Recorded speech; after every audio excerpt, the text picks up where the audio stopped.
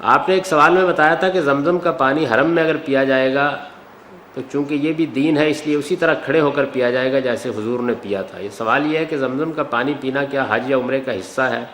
اگر نہیں تو اسے حضور کا ایک فطری عمل کیوں نہیں کہا جا سکتا؟ ہم اسے دین کیسے کہیں گے؟ میرا خیال یہ ہے کہ میری بات آپ نے ٹھیک نہیں سمجھی. میں نے ہرگز نہیں کہا ہوگا کہ یہ کوئی دین ہے.